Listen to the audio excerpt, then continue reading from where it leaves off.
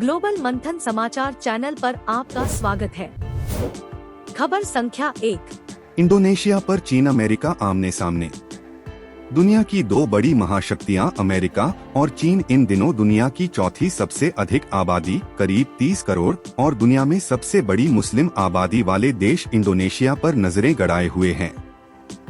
दक्षिण चीन सागर के दक्षिणी किनारे पर बसा यह देश खनिज संसाधनों से अटा पड़ा है। यह दक्षिण पूर्व एशिया की सबसे बड़ी अर्थव्यवस्था वाला देश है।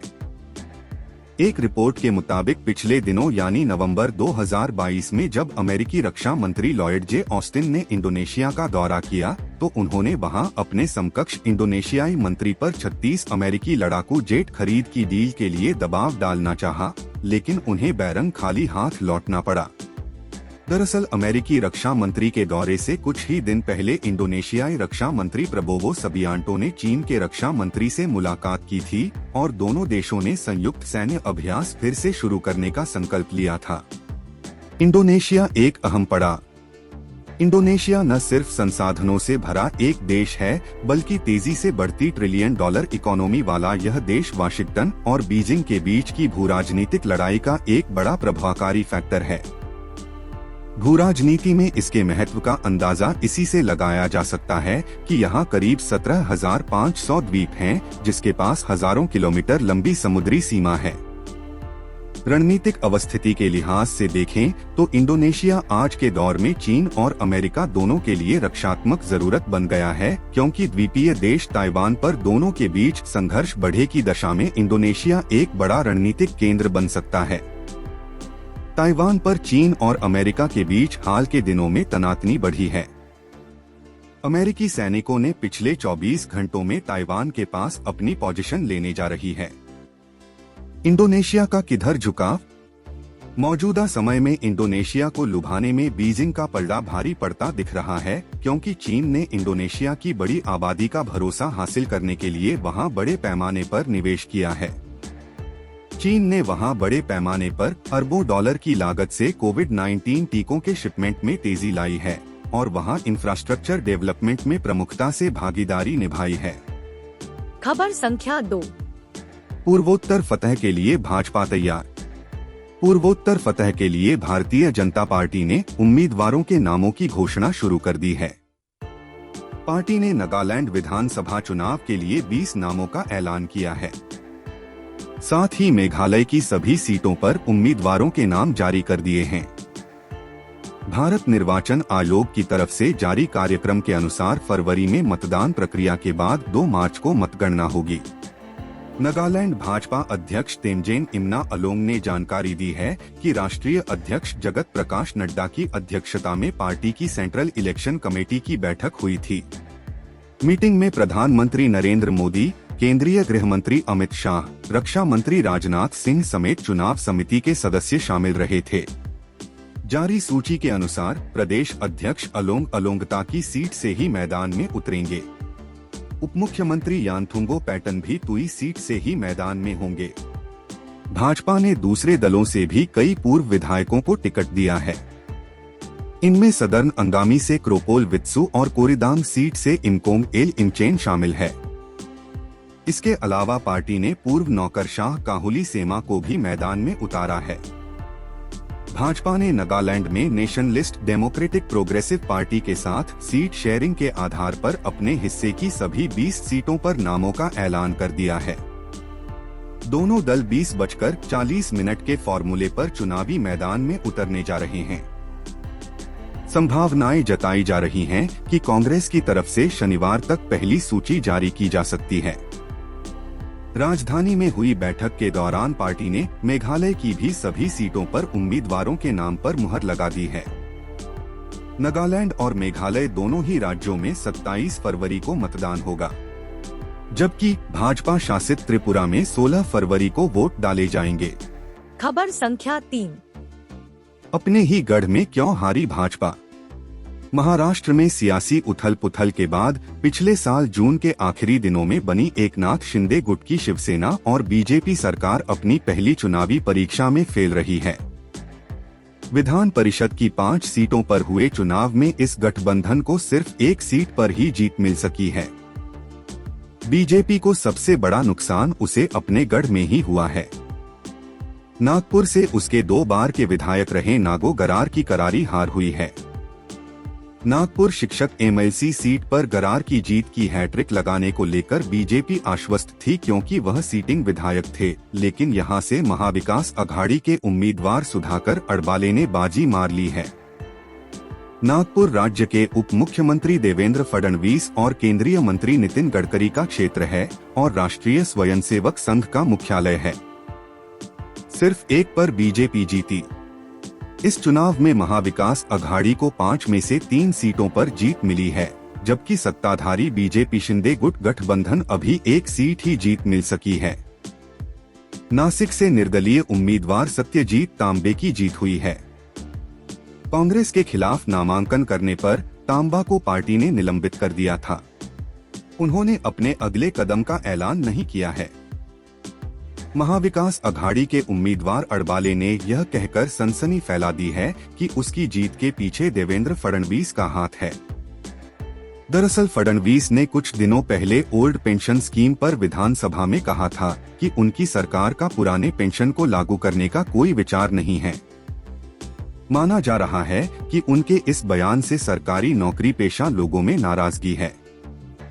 चूंकि इस चुनाव में शिक्षक ही मतदाता थे, इसलिए पुरानी पेंशन को ही बहाल रखने के फडणवीस के ऐलान से शिक्षक जगत नाराज रहा। बीजेपी शिंदे गुट संदेश। इसके अलावा में बीजेपी के भीतर खेमेबाजी को भी इस हार का एक कारण माना जा रहा है।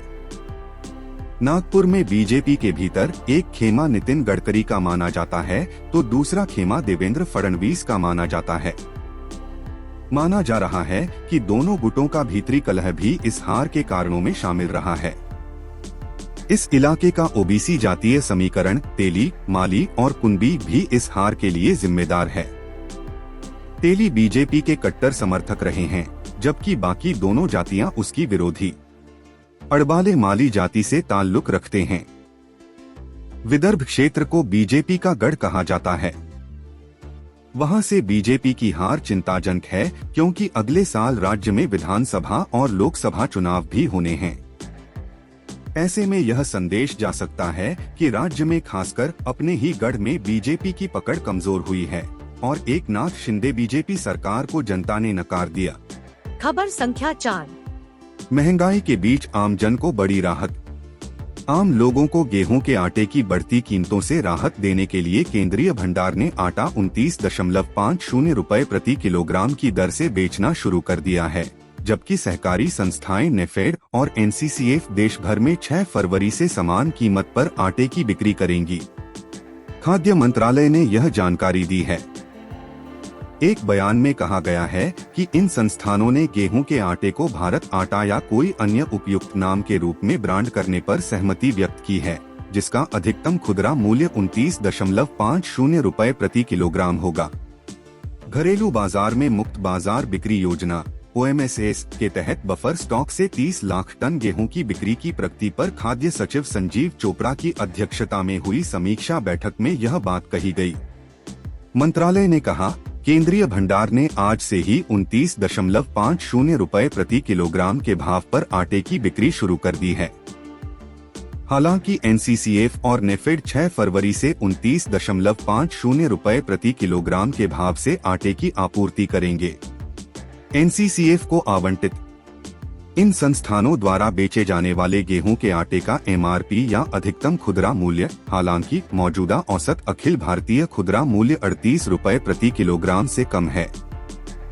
अनाज को आटे में बदलने और 29.50 रुपए प्रति किलो पर बेचने के लिए OMSS के तहत ई नीलामी के बिना इन संस्थानों को लगभग 3 लाख टन गेहूं की पेशकश की जा रही है, जिनमें से 1 लाख टन क्रमश केंद्रीय भंडार और नेफेड को आवंटित किया जा चुका है। खबर संख्या 5। आंध्र सीएम की बहन ने भेजा जूते का बॉक्स। आंध्र प्रदेश के मुख्यमंत्री व युवजन श्रमिक रायथू तेलंगाना पार्टी YSTRP की प्रमुख YS शर्मिला ने तेलंगाना के मुख्यमंत्री के चंद्रशेखर राव को जूते भेंट किए। उन्होंने कहा कि वह तेलंगाना के मुख्यमंत्री के चंद्रशेखर राव को एक जोड़ी जूते भेंट कर रही हैं। YS शर्मिला ने CM KCR को उनकी पदयात्रा में शामिल होने की चुनौती दी। तेलंगाना की राजनीति में सक्रिय वाईएस शर्मिला आंध्र प्रदेश के मुख्यमंत्री वाईएस जगन मोहन रेड्डी की बहन हैं। शर्मिला की वाईएसटीआरपी पार्टी ने सीएम के चंद्रशेखर राव सरकार के खिलाफ तेलंगाना में एक पदयात्रा शुरू की है। पिछले साल नवंबर के अंत में उनकी पदयात्रा के दौरान वारंगल में झड़प हुई थी। अब उनकी पदयात्रा उसी स्थान से फिर शुरू होगी जहां से पहले रोकी गई थी। राजनीति से संन्यास ले लूंगी। शर्मिला की पदयात्रा अब तक लगभग 3,500 किलोमीटर की दूरी तय कर चुकी है। पदयात्रा के दौरान उन्होंने केसीआर के नेतृत्व वाली सरकार पर भ्रष्टाचार का आरोप लगाते हुए निशाना साधा है। मीडिया को संबोधित करते हुए वाईएस शर्मिला ने कहा, मैं तेलंगाना के सीएम केसीआर को पदयात्रा में मेरे साथ चलने की चुनौती देती हूं। शर्मिला ने कहा, उनका कहना है कि यह बंगारू तेलंगाना है और इसमें कोई समस्या नहीं है। उन्हें मेरे साथ पदयात्रा पर चलना चाहिए। अगर उनके कहे अनुसार राज्य में कोई समस्या नहीं है तो मैं राजनीति से संन्यास ले लूंगी। उन्होंने कहा, लेकिन अगर यह सच नहीं है तो केसीआर को इस्तीफा देना होगा और राज्य के लोगों से माफी मांगनी होगी। जैसा उन्होंने वादा किया था, उन्हें एक दलित को मुख्यमंत्री बनाना चाहिए। केसीआर ने बहुत सारे वादे किए थे, लेकिन वह जनता से किए गए वादों को पूरा करने में विफल रहे। उन्होंने आगे कहा कि पदयात्रा का अंतिम चरण उसी स्थान से फिर से शुरू होगा जहां इसे रोका गया था। खबर संख्या 6। कम उम्र की लड़की से शादी वालों की खैर नहीं। असम सीएम बोले, ऐसे लोगों की शुरू हो गई गिरफ्तारी। असम के मुख्यमंत्री हिमंत बिस्वा शर्मा ने कहा कि बाल विवाह में शामिल लोगों को शुक्रवार से गिरफ्तार करना शुरू कर दिया। बाल विवाह में लिप्त हजारों लोगों को कल से गिरफ्तार किया जाएगा। असम के सीएम ने नागाम मेडिकल कॉलेज के संकाय सदस्यों के साथ बातचीत के बाद कहा, अगले 6 या 7 दिनों में 18 साल से कम उम्र की लड़कियों से शादी करने वाले हजारों युवकों या पुरुषों को गिरफ्तार किया जाएगा। जो पहले नाबालिग से शादी कर चुका है या जिसने अभी की है, उसे भी गिरफ्तार किया जाएगा। उन्होंने आगे कहा कि जो कोई भी 14 साल से कम उम्र की लड़की से शादी करेगा, उसे यौन अपराधों से बच्चों के संरक्षण अधिनियम के तहत गिरफ्तार किया जाएगा। इससे पहले दिन में सीएम शर्मा ने कहा था कि सरकार राज्य में बाल विवाह के खतरे को समाप्त करने के अपने संकल्प पर दृढ़ है और नागरिकों से उनके सहयोग का आग्रह किया। कहा, कितन मामले दर्ज। सीएम ने ट्विटर पर कहा, असम सरकार राज्य में बाल विवाह के खतरे को समाप्त करने के अपने संकल्प में दृढ़ है। अब तक असम पुलिस ने राज्य भर में 4004 मामले दर्ज किए हैं और आने वाले दिनों में और अधिक पुलिस कार्रवाई की संभावना है। 3 फरवरी से मुकदमों पर कार्रवाई शुरू होगी। मैं सभी से सहयोग करने का अनुरोध करता हूं। सीएम द्वारा साझा किए गए आंकड़ों के अनुसार बाल विवाह के सबसे अधिक मामले धुबरी जिले 370 में और सबसे कम हैलाकांडी 1 में दर्ज किए गए थे।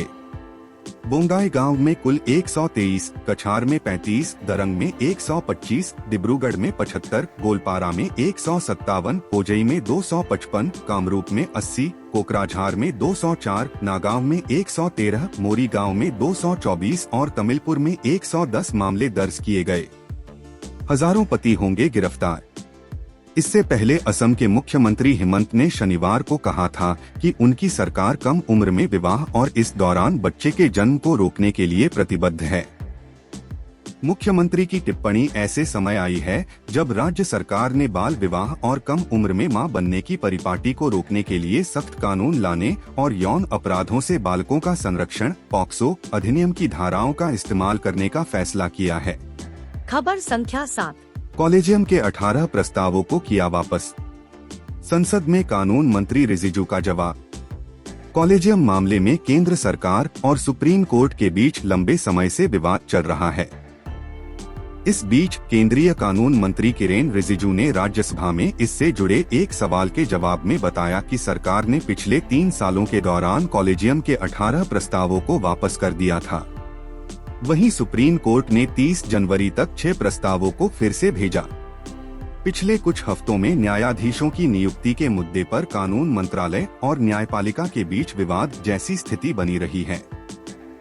केंद्र सरकार और रिजिजू ने हाल ही में हाई कोर्ट में न्यायाधीशों की नियुक्ति पर रॉ और आईबी इनपुट को लेकर सुप्रीम कोर्ट की कॉलेजियम प्रणाली की आलोचना की थी और इसे गंभीर चिंता का विषय बताया था। कानून मंत्री रिजिजू के अनुसार सुप्रीम कोर्ट कॉलेजियम ने 7 प्रस्तावों के संबंध में हाई कोर्ट के कॉलेजियम से जानकारी मांगी थी, जबकि अन्य 5 को एससीसी द्वारा हाई कोर्ट को भेजने का निर्णय लिया गया था। समय सीमा का उल्लंघन। वहीं सुप्रीम कोर्ट में जजों की नियुक्ति के मामले में एक और सवाल का जवाब देते हुए कानून मंत्री ने कहा कि 7 जजों के लिए वैकेंसी थी और एससीसी ने हाल ही में 34 न्यायाधीशों की पीठ में सभी वैकेंसीज को भरने की सिफारिशें की थीं।